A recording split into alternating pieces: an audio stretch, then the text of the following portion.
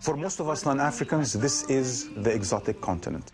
Open skies, open horizon, natural beauty.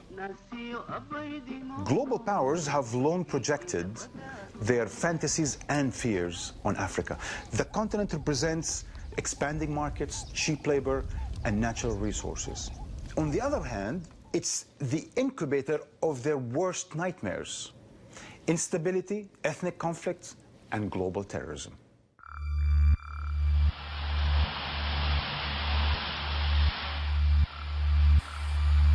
With the drawdowns in Iraq and Afghanistan, the U.S. war on terror has pivoted to Africa. Last year, the U.S. Africa Command ran over 400 missions in more than 35 African nations. The U.S. is training, whipping, or running joint exercises with most of the militaries on the continent. The number 2 in EUCOM, General Charles Walter, came out with a statement: the Sahara is a swamp which we must drain of terrorists. He talked of 30,000 terrorists having swarmed out of Afghanistan, through the Sudan, through Chad, through Niger, through Mali, up to Algeria. I've never found a trace of one who's been on that route. Professor Jeremy Keenan has written 5 books about Africa and the war on terror. He argues that the threat of terrorism was initially greatly exaggerated, both by the U.S. military and by African leaders. So you have these fairly dictatorial governments basically referring to any civil society movement that had any angst or complaint against the government. They were being branded as sort of terrorists. It's what I call terrorism rents. You're actually getting money off fabricating, creating terrorists. And of course your opposition gets dubbed as terrorists. It is being described as a new front in the war on terror. What has happened in the last year or two is that it's got out of control. It is now becoming serious. It's become a self-fulfilled prophecy. Worldwide attention is growing over the Islamist militant group Boko Haram. What should we know about Al-Shabaab? Al-Qaeda in the Maghreb, which is this group, has a safe haven and training grounds for Al-Qaeda, exactly what Afghanistan was in the 1990s. So now the global war on terror has come to Africa. And it's expanding from Nigeria to Kenya, from Algeria to Uganda. It's as if Washington has recreated its School of the Americas into a new School of Africa. One where, under the rubric of AFRICOM, American advisors train African security forces to fight Washington's war on terror. So is the new military aid helping stabilize Africa? Or is it dragging the continent into a war that's not its own?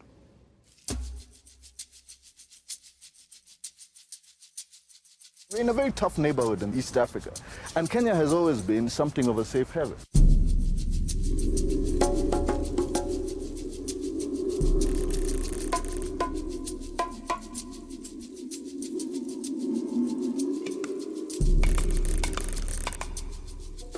If you were to present 5 years ago the idea that in 5 years' time your country is going to be in a state of siege, facing a constant threat of grenade attacks, bombings, or mass-scale killing, we'd have told you that's impossible.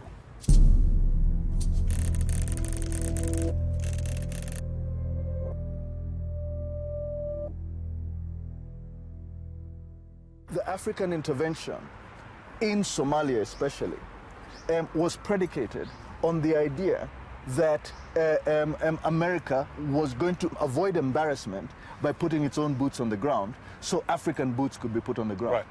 In other words, so it lives. outsourced the war on terror to you? Yes, the war on terror to you? Absolutely. So, and do you feel more secure now? Of course not. I mean, what are the implications of that? What are the implications? Well, what we are seeing in this country, in Kenya today, is a total backlash, blowback, really, against our presence in Somalia. It feels sometimes, and in a lot of places, like we're in a state of siege. Like a state of siege? Yes. Barcilelo isn't alone in these feelings. Even the Prime Minister who first sent troops to Somalia has had a change of heart. He now finds himself in the opposition and is calling for a troop withdrawal. Prime Minister, have you enlisted in the U.S. war on terror in East Africa? Yes, it's unfortunate that we are in the midst of the war on terror. It's something that circumstances has imposed on us. And it started under you. You're the one who sent the troops to Somalia. Yes. We called it Operation Linda Inchi, meaning that there's operation to protect the country. But don't you think occupation of Somalia generates more radicalism and extremism? I think so. That's why we must have an exit strategy. But you don't think the president is necessarily on board, because he just declared a war on terror. Still in a fighting mood. He's in a fighting mood. Yeah.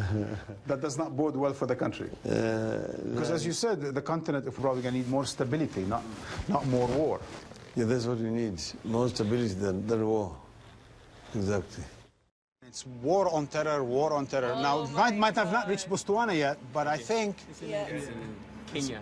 Oh, tell me about this war on terror. Who is it helping? I mean, when they keep giving us military aid, it's keeping the current government in power. So you cry war on terror, you get aid, and you stay in power. And you stay in power. Are you saying that the new military solutions of training troops, putting money in new security structures, you think that does help bring peace? That's not help. All you're going to deal with them is to shoot them and kill them. You're not solving the problem. Fighting, I think, creates escalation. I think sometimes an eye for an eye. No, we did not invade Somalia just because we wanted to invade Somalia or because it's fun, right? Yeah. We invaded Somalia because it was destabilizing Kenya. No, it wasn't. It wasn't fun at all. It was destabilizing. It was destabilizing Kenya. Now I'm curious. Yeah. You actually think Kenya can stabilize Somalia? No, I don't think Kenya can stabilize Somalia. So why send the military in then? Yeah. It's just to make the situation a bit better. Give me one country that was stabilized using military intervention. Give me one country. Afghanistan. But maybe Lebanon. Wait. I don't believe the Kenyan military was ever in Somalia to occupy Somalia. Exactly. It was to at least try to stabilize Somalia in as much as we can and then move out. It was never an issue. But that's why America is in Afghanistan. That's why America is in Iraq. No. Only to stabilize. Only to stabilize. Introduce democracy. It's time to bring democracy. Introduce democracy.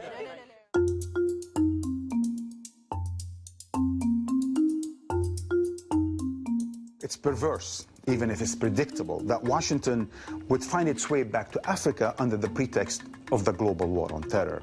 Clearly, today's Africa security agenda is not set in Nairobi or Lagos. It's set in Washington. That's why we need to get to the American capital and speak to an AFRICOM strategist.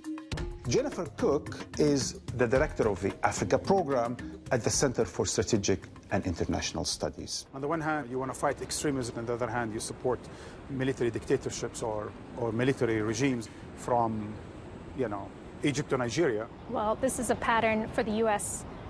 all over the world. I mean, it's not anything new in Africa. What is new in Africa is that we pay a lot more attention because we tend to think we have fewer interests in Africa. It's almost like the U.S. can have morals where it doesn't have interests in a way. What are America's interests in Africa? Well, obviously there's the security agenda. There's a growing economic agenda as well. There's also the competition, I think, for political ideas and ideologies. You mean the scramble with the Chinese and the French? Yeah, I think the Turks. Yeah, I think the there is a competition for global norms. We want to remain relevant and influential in Africa.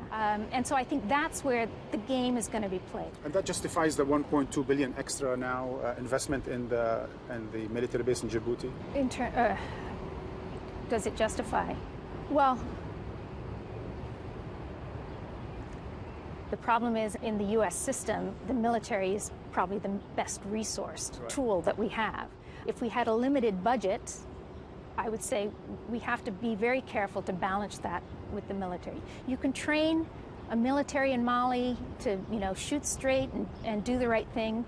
If the government that they work for is corrupt or weak, no amount of military training is going to fix that country's security problem. Or perhaps the contrary. When you train a corrupt military government, that could probably lead to even more disasters. Yes. but you have to get the mix of both, I think. It's good to end on an agreement. Good grief. When we come back, French troops on African soil. Is this the return of the dark old days of France-Afrique? We're dealing with a continent that has been doubly, maybe even triply wounded.